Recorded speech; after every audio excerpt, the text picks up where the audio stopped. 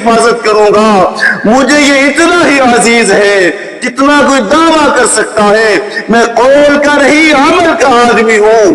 وطن اور اس کی عزت کی طرف جو آنکھ اٹھے گی وہ آنکھ پھوڑ دی جائے گی، جو ہاتھ اٹھے گا وہ ہاتھ کاٹ دیا جائے گا۔ وطن نحمده ونصلي على رسوله الكريم، أما بعد فأعوذ بالله من الشيطان الرجيم، بسم الله الرحمن الرحيم۔ إنما يخشى الله من عباده العلماء، وقال النبي صلى الله عليه وسلم العلماء ورثة الأنبياء، أو كما قال عليه الصلاة والسلام۔ لہو کے قطروں کے بیج بو کر ہزاروں گلشن سجانے والوں، لہو کے قطروں کے بیج بو کر ہزاروں گلشن سجانے والوں، نچوڑ کر لہو جگر سے اپنے چراغ محفل جلانے والوں، تمہاری یادیں بسی ہے دل میں افق کے اس پار جانے والوں، تمہاری یادیں بسی ہے دل میں افق کے اس پار جانے والوں، سلام تم پر اثر فروش ہو، سلام تم پر اثر فروش ہو، سر دھڑ کی بازی لگانے والوں۔ میرے محترم دوستو، آج میں آپ حضرات کے سامنے جس موضوع سخن پر لب کشائی کرنے کی جسارت کر رہا ہوں وہ ہے تحریک پاکستان میں علماء دیوبند کا مثالی کردار۔ سامعین محترم، ہندوستان میں جب انگریز آیا تو اکابرین امت اور علماء دیوبند نے انگریز کو دشمن اسلام اور دشمن مسلمان سمجھ کر اس کا راستہ روکنا اپنا ایمانی فریضہ سمجھا۔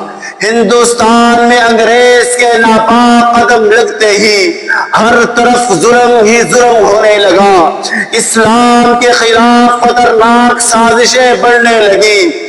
تو ان حالات میں ہندوستان میں انگریز کے خلاف بہت سی تحریکیں علماء اسلام نے چلائی، جن میں تحریک بالاکوٹ انگریز اور سکھ مظالم کے خلاف چلائی گئی، جس کی قیادت سید احمد شہید اور شاہ اسماعیل شہید رحمہ اللہ نے کی۔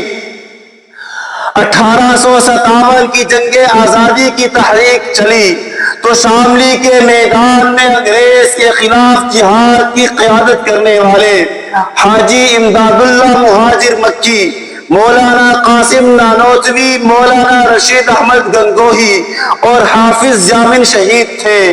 تحریک ریشمی رومال انگریز کے خلاف ایک منظم حکمت عملی سے چلائی گئی تو قیادت کرنے والے شیخ الہند حضرت مولانا محمود الحسن دیوبندی رحمہ اللہ تھے۔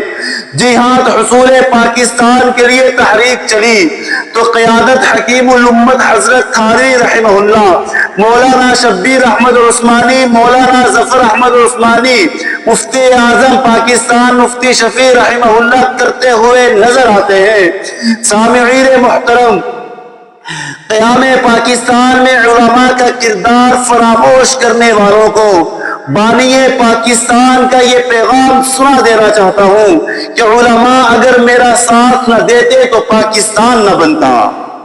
جی ہاں، یہ علماء حق کی ہی قربانیاں تھی، جس کا اعتراف 14 اگست 1947 کو بانی پاکستان نے اس انداز سے کیا کہ مغربی پاکستان میں پرچم کشائی کے لیے علامہ شبیر احمد عثمانی اور مشرقی پاکستان میں پرچم کشائی کے لیے علامہ ظفر احمد عثمانی کا انتخاب کیا۔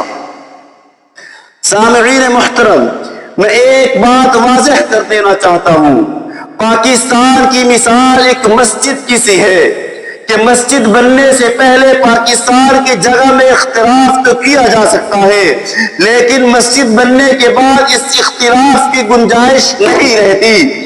چنانچہ سید عطا اللہ شاہ بخاری رحمہ اللہ کا یہ سنہری قول سناتا ہوں، فرمایا کہ قیام پاکستان کے وقت میری رائے ہار گئی تھی، اب جب بھی وطن عزیز ملک پاکستان نے پکارا، واللہ میں اس کے ذرے ذرے کی حفاظت کروں گا، مجھے یہ اتنا ہی عزیز ہے جتنا کوئی دعویٰ کر سکتا ہے۔